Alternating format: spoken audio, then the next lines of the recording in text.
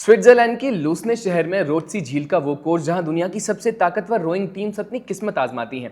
Finish line के पास खड़े दर्शक अपनी सांसें रोके हुए हैं।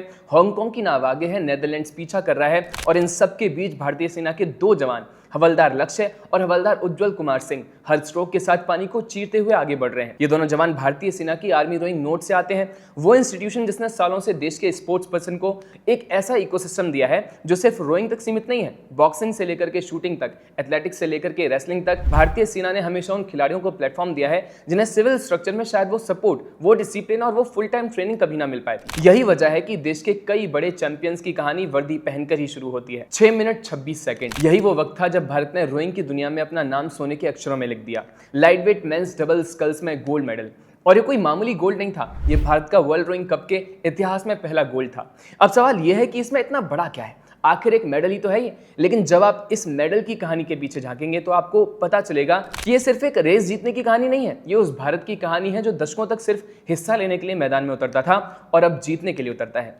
रोइंग भारत के लिए कोई नया खेल नहीं है, इसकी जड़ें धार्मिक उत्सवों में रही हैं। भारत के विलेजेस की युवा पीढ़ी इनमें बढ़ चढ़कर हिस्सा लेती रही है, अब से नहीं बल्कि सदियों से। भारत के लिए रोइंग कोई वेस्टर्न इंपोर्ट नहीं है, बल्कि सभ्यतागत भारत की अपनी विरासत है। केरल के वेमनाड बैकवाटर्स में जो स्नेक बोट रेसेस सदियों से होती आई हैं, ओणम के मौके पर होने वाली नेहरू ट्रॉफी बोट रेस इसी विरासत का आधुनिक रूप है। मणिपुर में हियांग तनाबा नाम की बोट रेस सदियों पुरानी है, जो लाई हराओबा त्योहार का हिस्सा रही है। यानी जिसे आज हम एक मॉडर्न ओलंपिक स्पोर्ट के तौर पर देखते हैं, उसकी जड़ें भारत की मिट्टी, उसके उत्सवों, मंदिरों में पहले से मौजूद थी। ये भारत की अपनी छाप है जो आज ग्लोबल कॉम्पिटिटिव स्पोर्ट के मंच पर खुद को फिर से स्थापित कर रही हैं मॉडर्न कॉम्पिटिटिव ग्लोबल स्पोर्ट में।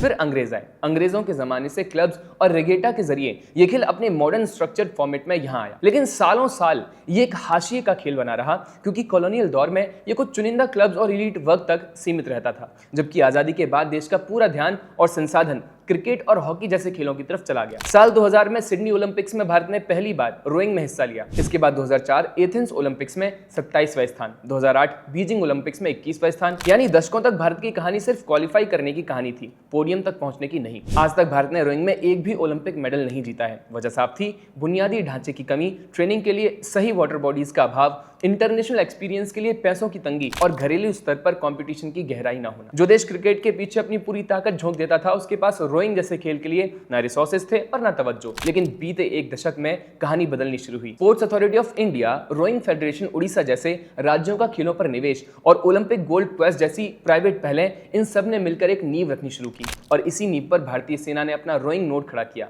जहां डिसिप्लिन और मिशन की भावना के साथ जवानों को तराशा गया। हवलदार लक्ष्य और हवलदार उज्जवल कुमार सिंह उसी मेहनत का नतीजा है। इस जीत की कहानी में एक और मोड़ है। ये टीम वीजा की दिक्कतों की वजह से पिछला एक वर्ल्ड कप नहीं खेल पाई थी। जिस टीम को एक टूर्नामेंट में उतरने का मौका तक नहीं मिला, उसी टीम ने अगले मौके पर इतिहास रच दिया। यही वो जज्बा है जो सिर्फ पदक नहीं बल्कि कैरेक्टर भी करता है। और सच कहूं तो ये हफ्ता सिर्फ रोइंग के लिए नहीं बल्कि पूरे भारतीय खेल जगत के लिए शानदार रहा है। अब इसे सिर्फ रोइंग तक सीमित मत समझिए। इन्हीं 7 दिनों में देश ने एक के बाद एक ऐसी उपलब्धियां हासिल की जो ये बताती है कि ये कोई इकलौती चमक नहीं है, बल्कि एक पैटर्न है, एक ट्रेंड है। इन्हीं 7 दिनों में भुवनेश्वर में national inter state athletics championship में ज्योति याराज ने ACL इंजरी से उबरकर 100 मीटर हर्डल्स में गोल्ड जीता है। यही वो हफ्ता था जब NC सोजन ने लॉन्ग जंप में अंजू बॉबी जॉर्ज का 22 साल पुराना नेशनल रिकॉर्ड तोड़ डाला। इसी वीक अहमदाबाद में भारतीय वॉलीबॉल टीम ने एशियन नेशंस कप में पहली बार ब्रॉन्ज मेडल जीता। यही वो वीक था जब केरल की दिवी विजेश ने जॉर्जिया के बाटूमी में फीडे वर्ल्ड कप कैडेट्स 2026 के अंडर 12 गर्ल्स सेक्शन में गोल्ड जीता, 11 में से 9 पॉइंट्स के साथ, और इस इवेंट में गोल्ड लाने वाली इकलौती इंडियन बनी। 13 से ज्यादा इंटरनेशनल गोल्ड्स पहले से अपने नाम कर चुकी थी ये यंग चेस प्रोडिजी। इंडिया के उस ग्रोइंग चेस इकोसिस्टम का ये लिविंग प्रूफ है जो आज दुनिया के टॉप टैलेंट्स को टक्कर दे रहा है। और यही वो हफ्ता था जब दिल्ली ने पहली बार एशियन फेंसिंग चैंपियनशिप की मेजबानी की। अच्छा, आपको पता होगा कि इसी हफ्ते हमारी क्रिकेट टीम आयरलैंड से हार गई। लोग निराश थे और चर्चाएं वैभव सूर्यवंशी जैसे प्लेयर के डेब्यू की ज्यादा थी। लेकिन दूसरी तरफ रोइंग, एथलेटिक्स, वॉलीबॉल और फेंसिंग जैसे खेल इतिहास रच रहे थे। ये महज इत्तेफाक नहीं है, ये उस बदलाव की तस्वीर है जो कहती है कि भारत का खेल भविष्य अब सिर्फ एक खेल के कंधों पर टिका नहीं है। लाइटवेट डबल स्कल्स की ये जीत इसलिए भी खास है क्योंकि ये कैटेगरी भारतीय शरीर रचना के लिए स्वाभाविक रूप से मुफीद है। ताकत से ज्यादा एंड्योरेंस और टेक्निक की मांग करने वाला ये खेल सही कोचिंग और न्यूट्रिशन के साथ भारत के लिए असल मायने में ओलंपिक्स तक का एक भरोसेमंद रास्ता खोलता है। सन 2000 सिडनी में मेंस कॉक्सलैक्स पेरिस के साथ डेब्यू, इसके बाद 2004 एथेंस में सिंगल स्कल्स में में 27वां स्थान, 2008 बीजिंग में सिंगल स्कल्स में 21वां और लाइटवेट डबल स्कल्स में करीब 18वां स्थान। 2012 लंदन और 2016 रियो में भी भारतीय रोवर्स मैदान में उतरे, लेकिन हर बार कहानी वहीं खत्म हो गई जहां से शुरू हुई थी, यानी सिर्फ पार्टिसिपेशन, कभी पोडियम नहीं। 2020 टोक्यो में अर्जुन लाल जाट ने मेन सिंगल स्कल्स में हिस्सा लिया, फिर 2024 पेरिस में भी भारत का झंडा पानी पर लहराया, लेकिन मेडल हर बार दूर रहा। 6 ओलंपिक साइकिल्स और हर बार वही सवाल कि आखिर भारत पोडियम तक कब पहुंचेगा।